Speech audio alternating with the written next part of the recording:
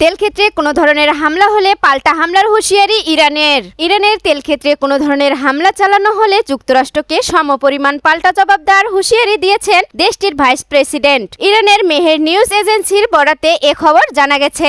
Vice president Ismail সাকাফি Ispahani বলেন, শত্রুপক্ষ যদি আবারও কোনো ভুল করে তবে আমাদের কৌশল হবে চোখের বদলে চোখ। আমাদের কোনো তেলকূপে আঘাত করা হলে যে দেশের মাটি ব্যবহার করে আমাদের ওপর আক্রমণ চালানো হবে সেই দেশের তেল স্থাপনাগুলো লক্ষ্যবস্তু করা হবে। তেহরানের আলোচনা প্রক্রিয়া নিয়ে সাকাফ ইস্পাহানি আরো বলেন, আলোচনার টেবিলে ইরানের প্রতিনিধি দল শত্রুর কলা চেপে ধরেছে। দেশের জ্বালানি সরবরাহ নিয়ে ইরানিদের দুশ্চিন্তা না করার পরামর্শ দিয়ে ভাইস প্রেসিডেন্ট জানান, এ বিষয়ে সব ধরনের প্রয়োজনীয় ব্যবস্থা নেওয়া হয়েছে। সম্প্রতি যুক্তরাষ্ট্রের প্রেসিডেন্ট ডোনাল্ড ট্রাম্প ইরানের বিভিন্ন তেল ক্ষেত্রে হামলার হুমকি দিয়ে আসছেন। এমনকি ইরানের বিদ্যুৎ কেন্দ্র ও সুপেয় পানির প্ল্যান্টগুলো নিশ্চিহ্ন করে দেওয়ারও বারবার হুঁশিয়ারি দিয়েছেন তিনি।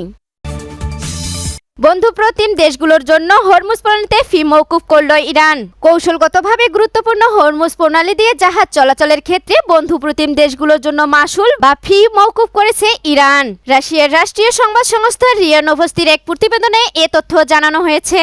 রাশিয়ায় নিযুক্ত ইরানের রাষ্ট্রদূত কাজেম জালালি সংবাদ সংস্থাটিতে বলেন, আমরা কিছু নির্দিষ্ট দেশের জন্য বিশেষ ছাড়ের ব্যবস্থা করেছি। ভবিষ্যতে কি হবে তা আমি জানি না। রাষ্ট্রদূত আরও জানান, ইরানের পররাষ্ট্র মন্ত্রণালয় বর্তমানে বন্ধুপ্রতিম দেশগুলোর জন্য এ বিষয়ে সুবিধা নিশ্চিত করার চেষ্টা করছে। এর একটি উদাহরণ হলো রাশিয়া।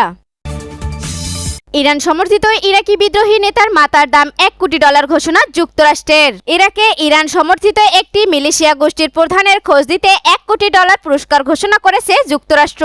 মার্কিন পররাষ্ট্র দপ্তরের রিওয়ার্ডস ফর জাস্টিস কর্মসূচির আওতায় কাতায়েফ সায়েদ আল সুহাদা নামের গোষ্ঠীর এই নেতার বিরুদ্ধে এই নোটিশ জারি করা হয়েছে। হাশিম ফিনিয়ান রহিম আল সরাজি ওই মিলিশিয়া গোষ্ঠীর নেতৃত্ব দিচ্ছেন। তার দলের বিরুদ্ধে ইরাকি বেসামরিক নাগরিকদের হত্যা ও ইরাকে থাকা মার্কিন কূটনৈতিক স্থাপনায় হামলার অভিযোগ রয়েছে। এছাড়া ইরাক ও সিরিয়ায় অবস্থানরত মার্কিন সামরিক ঘাঁটি ও সেনাদের ওপর হামলার পেছনেও কাতায়েফ সায়েদ আল সুহাদাকে দায়ী করেছে ওয়াশিংটন। 2014 সালে মসুলের পতনের পর ইরাকে স্বেচ্ছাসেবক বাহিনীগুলোকে প্রাতিষ্ঠানিক রূপ দিতে পপুলার মোবিলাইজেশন ফোর্সেস গঠিত হয়, যারা আইএসকে পরাজিত করতে গুরুত্বপূর্ণ ভূমিকা রাখে। ইরাকের এমন বেশ কিছু ইরান সমর্থিত মিলিশিয়া গোষ্ঠীর মধ্যে কাতায়েফ সায়েদ আল সুহাদা অন্যতম। পুড়ে গেছে মুখ ও ঠোঁট, প্লাস্টিক সার্জারির প্রয়োজন হতে পারে মোস্তফা খামেনির। যুক্তরাষ্ট্র ও ইসরায়েল যৌথ বাহিনীর হামলার শিকার ইরানের সর্বোচ্চ নেতা মোস্তফা খামেনির মুখ এবং ঠোঁট দগ্ধ হয়ে গেছে। এই অবস্থায় তার প্লাস্টিক সার্জারির প্রয়োজন বলে মনে করেছেন চিকিৎসকরা। মোস্তফা খামেনির ঘনিষ্ঠ কয়েকজন কর্মকর্তা এবং ইরানি রাজনীতিবিদ আব্দুল রেজা দাভারির বরাত দিয়ে শুক্রবার এক প্রতিবেদনে এ তথ্য জানিয়েছে মার্কিন সংবাদ মাধ্যম দ্য নিউ ইয়র্ক টাইমস। প্রতিবেদনে বলা হয়েছে, মার্কিন ইসরায়েলি বাহিনীর বোমায় মোস্তফার একটি পা উড়ে গেছে, একটি বাহু গুরুতর ক্ষতিগ্রস্ত হয়েছে, মুখমণ্ডল এবং ঠোঁট গুরুতরভাবে পুড়ে গেছে, ফলে কথা বলতে কষ্ট হচ্ছে তার। চিকিৎসকরা জানিয়েছেন, সুস্থ হয়ে ওঠার জন্য মোস্তফা খামেনির প্লাস্টিক সার্জারি প্রয়োজন। ইরানের পরমাণু প্রকল্প ও ক্ষেপণাস্ত্র নিয়ে দ্বন্দ্বের জেরে গত 28 ফেব্রুয়ারি দেশটিতে যৌথ সামরিক অভিযান শুরু করে যুক্তরাষ্ট্র ও ইসরায়েল। অভিযানের প্রথম দিনে মার্কিন ইসরায়েলি বিমান হামলায় নিহত হন ইরানের তৎকালীন সর্বোচ্চ নেতা আয়াতুল্লাহ আলী খামেনি। নিজেদের সব নাগরিককে ইরান ছাড়তে বলল ভারত। ইরানে অবস্থানরত সব ভারতীয়কে ইরান ছাড়ার আহ্বান জানিয়েছে ভারতের পররাষ্ট্র মন্ত্রণালয়। বৃহস্পতিবার এক নতুন নির্দেশনায় নয়াদিল্লি বলেছে, যেহেতু কিছু ফ্লাইট চালু হয়েছে তাই দ্রুত যেন সেগুলো ব্যবহার করে তারা ইরান ছাড়েন। এছাড়া নতুন করে কাউকে ইরানে প্রবেশ না করতে বিশেষভাবে নির্দেশনা দেয়া হয়েছে।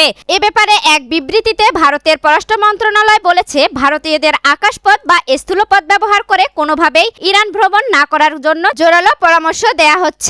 আঞ্চলিক উত্তেজনার কারণে আকাশ সীমার ওপর বিধিনিষেধ এবং বিমান চলাচলে অনিশ্চয়তা থাকায় ইরানের আন্তর্জাতিক ফ্লাইটগুলো ব্যাহত হচ্ছে। আবারও জোর দিয়ে বলা হচ্ছে যে বর্তমানে ইরানে অবস্থানরত সকল ভারতীয় নাগরিক যেন দূতাবাসের সাথে যোগাযোগ সমন্বয় বজায় রেখে নির্ধারিত স্থল সীমান্ত দিয়ে দেশটি ত্যাগ করেন।